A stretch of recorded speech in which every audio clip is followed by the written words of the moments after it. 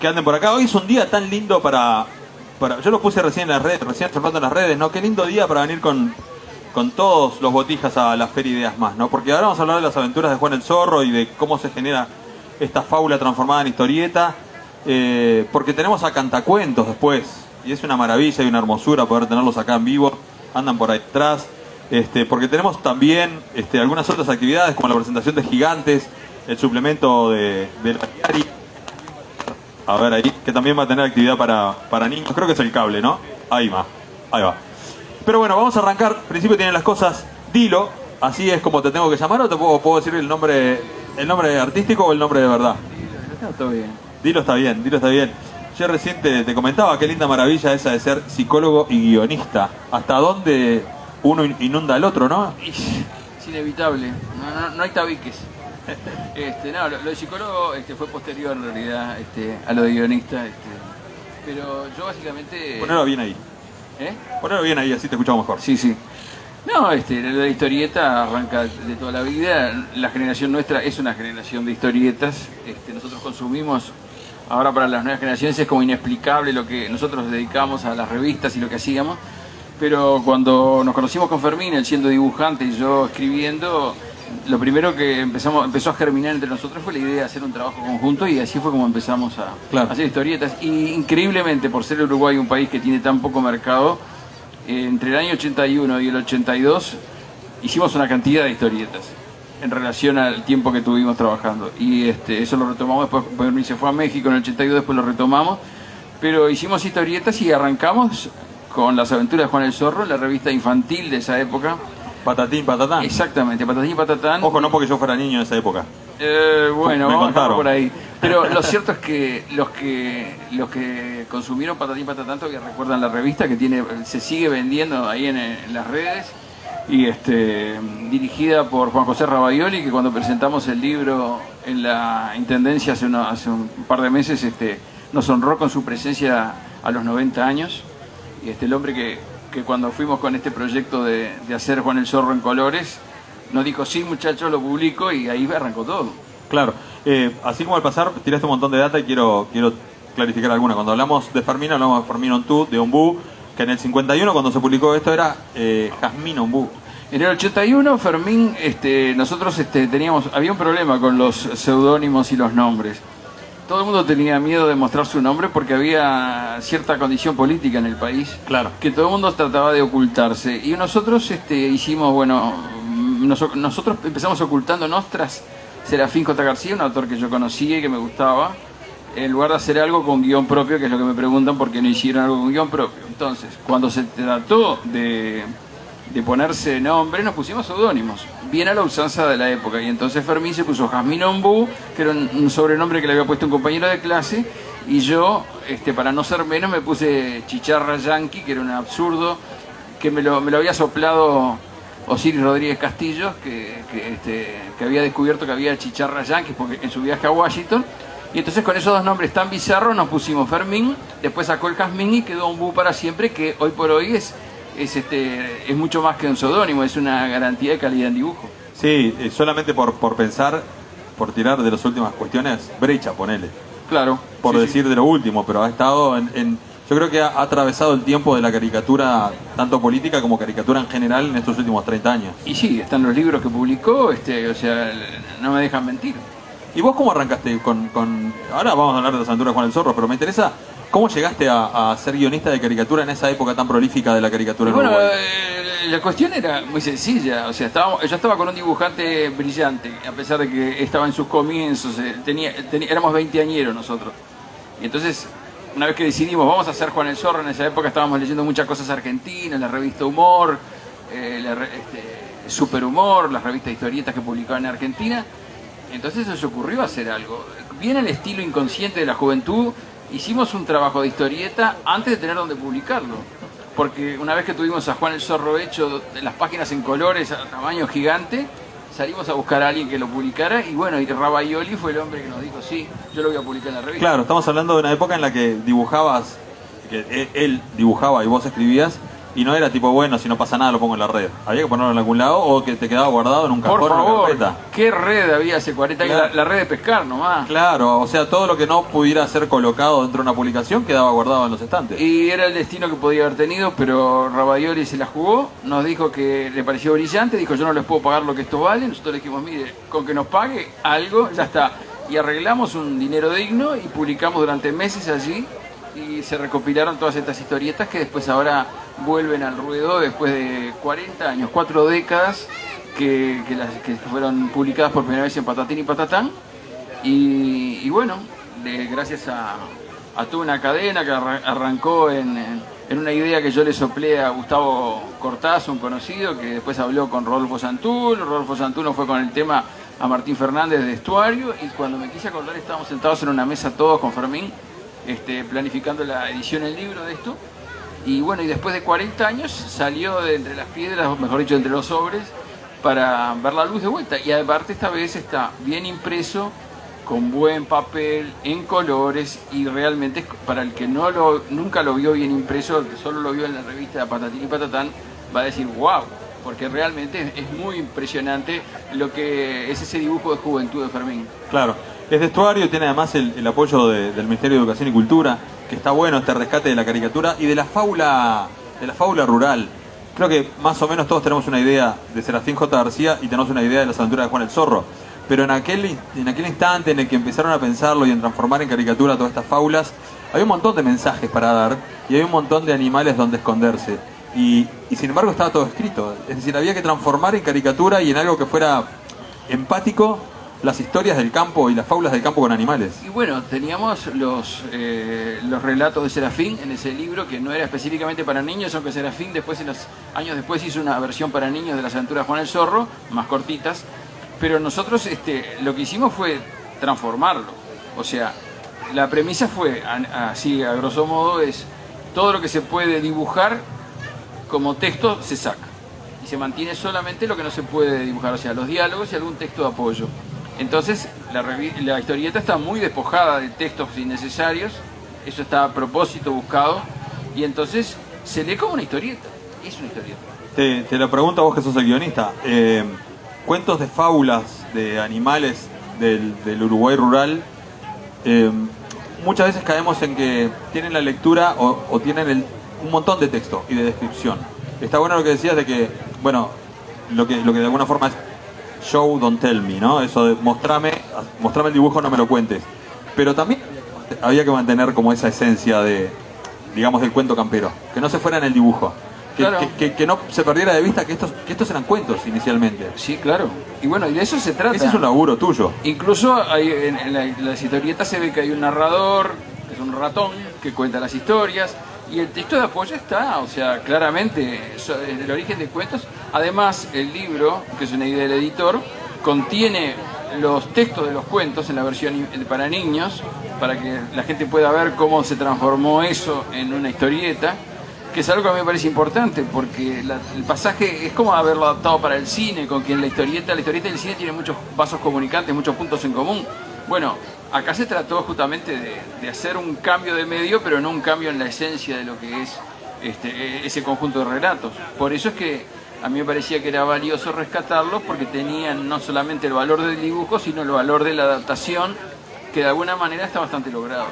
Dilo, cuando pienso en las aventuras de Juan el Zorro, pienso en esas historias y en esas fábulas escritas hace tanto tiempo. Hoy, en el siglo XXI, ¿no? 40 años después, ¿cómo las encontrás? ¿Cómo encontrás el texto y el contexto de estas aventuras que vos guionaste? Y lo que pasa es que nosotros hicimos, al hacer una adaptación, tratamos de, sin traicionar la esencia, tratamos de justamente cada animal darle el aspecto correspondiente a una identidad del bicho como animal, pero al mismo tiempo de cómo lo manejó Serafín como personaje, de manera de tratar de ser fiel a todo eso, que es un poco a mitad de camino entre lo que es lo campero, lo campestre, que es a lo que vienen a representar los animales, que están teniendo un funcionamiento de paisanos adentro de la historieta. O sea, ellos interactúan, hay un boliche, hay un grupo de ciudadanos, hay un padre de una iglesia, o sea, hay toda una cantidad de figuras que Serafín las colocó interactuando y haciendo cosas. Y bueno, nosotros tomamos al zorro, pícaro, con poco problema en hacer trampas y cuadra, y al tigre, que es como la autoridad del pago, el poder absoluto, prepotente, arbitrario, y bueno, y el zorro que trata de dejarlo mal al tigre, que es un poco la broma, la clave de las historias, ¿no? Y el pueblo, el conjunto de personas que están representadas por el bicherío general, que se les gusta ver esa la actitud del zorro de desafiar a la autoridad, desafiar el poder y todo lo demás. Que eso fue lo único medio rebelde que nos permitimos en aquella época, y es una de las razones por las cuales nos atrajo también. Claro, era ahí pelear contra el tigre, tenía mucho. Sí, el tigre, sí. Había que ser muy zorro en ese momento para hacerlo. Y cuando uno piensa en las aventuras de Juan el Zorro y lo piensa en caricatura, piensa en un público, no sé llamarlo infantil, pero por lo menos preadolescente. ¿Está enfocado para ahí? ¿O las aventuras de Juan el Zorro, que en su momento eran esas fábulas y esos cuentos, también hoy son caricaturas que podemos disfrutar tanto los grandes? Y bueno, por algo Serafín, habiendo publicado en los años 50 un libro de las aventuras de Juan el Zorro, después hizo una versión para niños. O sea, en realidad eso demuestra que él tomó de todas esas leyendas y historias que andan por ahí, las fijó en el papel como historias, tomando de muchos lados y haciendo funcionar ese universo de animales, pero en realidad siempre el universo de animales refleja, o sea, los animales en ese sentido son más humanos que los humanos, tienen una cantidad de características. Se trata de que yo creo que lo puede disfrutar cualquiera que se siente a mirar los dibujos, a entrar en la interacción que hay entre los personajes, en los diálogos, que son algunas veces bastante jugosos y bastante bien trabajados, eso sí, están rigurosamente mantenidos. Y entonces yo creo que lo que yo no pensé era como un libro que los adultos pueden leer con los más chicos. A mí me interesaba sobre todo ese aspecto. Y increíblemente, sin que lo haya comentado con nadie, varios conocidos que lo compraron me dicen: lo estoy leyendo con mi nieta, lo estoy leyendo con mi hija más chica, en fin, esas cosas. Por lo cual uno se queda contento de que pudo hacer esa interacción. Yo invito a cualquiera a que lo lea y lo enfrente. La idea de la historieta solo para niños está perimida hace muchos años. O sea, porque aparte el público que consume historietas como nosotros no renunciamos al medio para siempre cuando pasamos la adolescencia. O sea, se hizo mucha cosa valiosa y ahí fue cuando nace después el género de historietas para adultos, que ya directamente están pensadas para que lo vean adultos. Y hay muchísima literatura al respecto. Y la historieta se sigue produciendo. Uno va a las redes, está lleno de historietas. Y desde el momento en que todas las historietas del pasado se pueden leer online, cosa que antes era imposible, tenía que ser coleccionista, andar buscando por ahí. Bueno, están todas en la red. También hay historietas que se publican directamente en la red. Hay revistas de publicación reciente también. O sea que el medio sigue interesando. Esa cuestión de la imagen, del movimiento que está fragmentado en una secuencia de imágenes, que eso es lo fascinante. Y nosotros pensábamos con Fermín cuando lo hicimos que lo interesante justamente es que los chiquilines recuperen esa posibilidad de transformar un texto en un lenguaje que se apoya también en imágenes. Por eso el libro está pensado, de alguna manera tiene un material complementario con los cuentos y con todos los bocetos, como para decir, bueno, y se podría hacer en alguna clase que los chiquilines adaptaran cuentos a historieta, porque yo creo que la historieta, lejos de alejar a un joven de la lectura, al contrario, lo acerca y sobre todo le da esa familiaridad que hace cuando alguien trata de transformar la literatura, pasarla a imágenes, está trabajando con eso y en realidad se acerca, la hace suya de una manera y después de eso es como que ya soy yo también. ¿Sabes qué? Quieres tener un montón de data, pero esto de la historieta actual, ¿no? Y cuando empezamos a charlar, Dilo, hablábamos del Uruguay de hace 30, 40 años, un Uruguay lleno de historietas y con cómics y demás. ¿Cómo lo sentís hoy eso? Porque vos venís de esa época, venís de la revista, de la historieta, etcétera, y hoy es como que hay tantas formas de que te llegue información, hay tantas formas de que te llegue una historieta, una caricatura, un cómic, que me pregunto, ¿qué ha pasado con los guionistas de aquella época como vos? Perdón por lo de aquella época, ¿no? Pero sí. Desde aquel tiempo y lo de ahora, ¿hay algún paralelismo o queda la esencia? Y yo creo que siguió. Yo veo cantidad de historietas. Basta pasar por la librería que donde por Lotremont, hay la librería de vestuario y hay historietas nuevas hechas ahora. ¿Pero cómo te sentís frente a ellas? Y bueno, algunas me parecen mejores que otras, como pasó siempre, ¿eh? Y uno ve que yo que sé, distintas formas de encarar, distintas formas de encarar el dibujo. Yo no puedo evitar seguir interesado en el medio, seguir revisando lo que hacen los que dibujan ahora, y revisar historietas nuevas y ver un poco a qué apuestan, qué les interesa, qué no les interesa. No, uno hizo lo que tenía que hacer en el momento que lo hizo. Y hace años ya que con Fermín no hacemos más historietas nuevas. Pero a veces hablas del dibujo y me interesa mucho el lugar del guionista. Porque la historieta tiende a ser acaparada por el dibujo. Es decir, la atención tiende a ser acaparada por el dibujo. Y lo que decías de no repetir lo que está dibujado en el texto es un desafío, ¿no? Y sí, pero además cuando uno mira la historieta, lo primero que mira es el dibujo. Sí, pero cuando la lee, el guionista ya está también ubicado en primera fila. Por ejemplo, hay una leyenda de la historieta universal de origen norteamericano que es Stan Lee, el famoso guionista de Marvel, inventor del Hombre Araña, de los Cuatro Fantásticos y de Thor y de Hulk y todas esas cosas, que es un caso del guionista, es el protagonista en esencia de todo lo que es el material, porque ahí el guionista era como el hombre poderoso de la editorial y el que dirigía a los guionistas que en algún momento se lo revelaron. Pero digo, el balance que es difícil es, muchos dibujantes tienen sus ideas respecto a cómo encarar los guiones y muchos guionistas tienen sus ideas de cómo tienen que ir los dibujos. Cuando la historieta es industrial es más fácil porque el guionista pasa los guiones y se olvida. Y el dibujante dibuja y chao.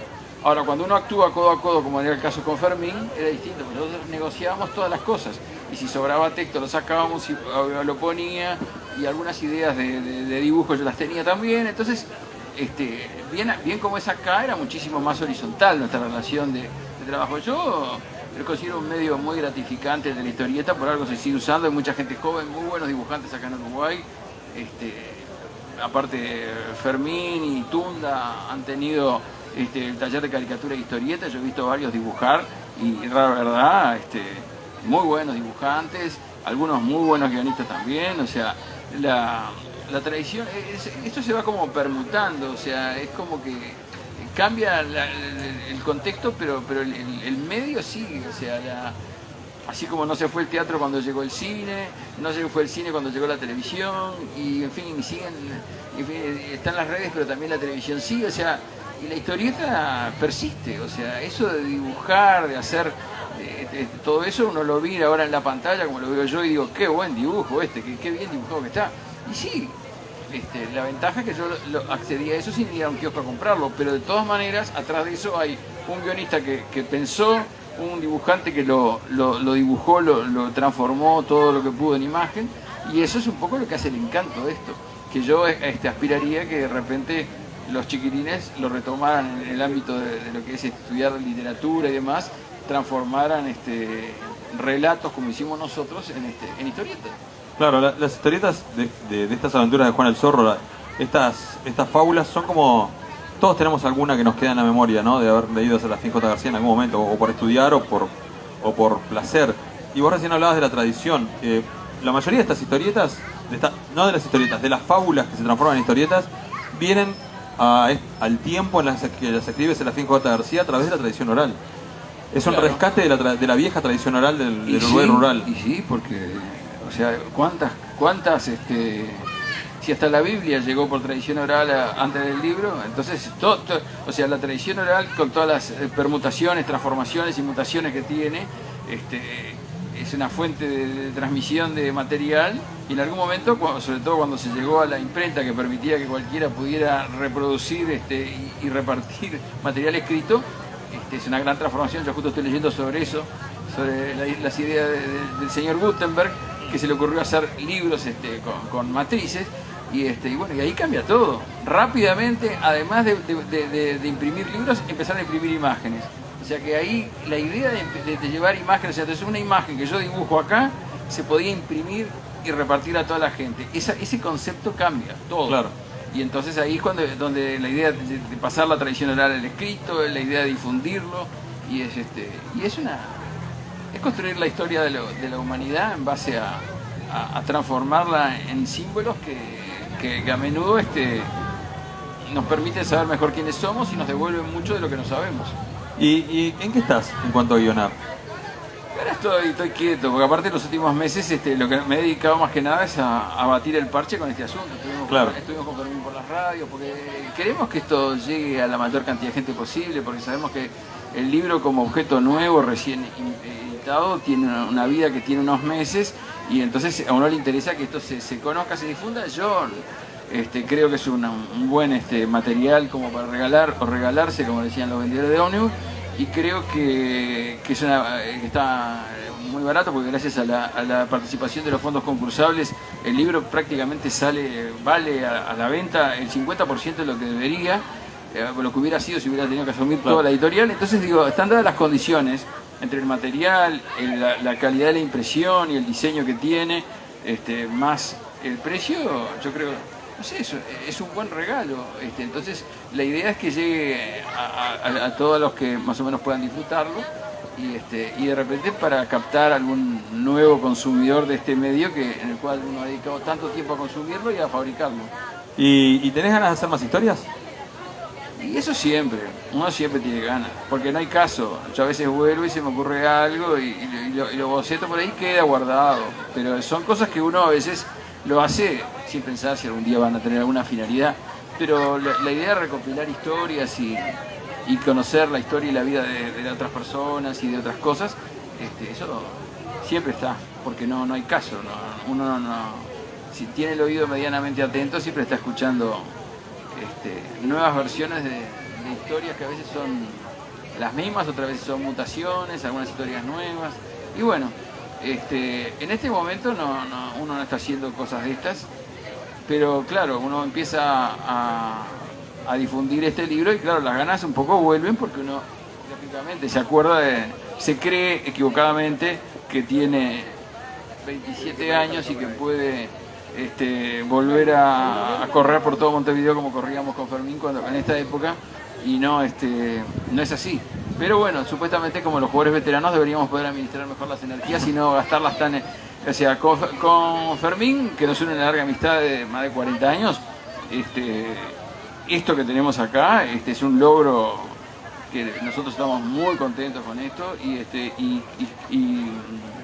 para mí en lo personal, yo que soy un admirador del dibujo de Fermín Antú, me parece una fortuna desde el punto de vista cultural que estos dibujos, que eran solamente una leyenda para los que sabían algo de esto, pueden ahora estar al acceso de todo el que los quiera tener, ¿no? Y eso es una cosa que para mí es importante, devolver al ruedo, a la arena de los medios, estos dibujos que fueron hechos en forma tan inconsciente hace 40 años, pero que yo creo que están vivos y coleando como antes. Placer, un gustazo, Dilo. Todos los que quieran las aventuras de Juan el Zorro, tremendo regalo. Aquellas viejas fábulas de Serafín J. García transformadas en caricaturas y en historietas están en Estuario. Allá atrás hablen con Martín, que es un cra, y ahí van a poder encontrar todo esto. Gracias a vos y gracias a Fermín, un cra del dibujo, que no pudo venir hoy, pero que es un fenómeno de la historia de la caricatura. Y repito lo que dicen los vendedores: para regalar o regalarse. Muy bien, muchas gracias. Enseguida, en este escenario, Nancy Bacelo. Gracias por el aplauso para Dilo y para las aventuras de Juan el Zorro y para Serafín J. García.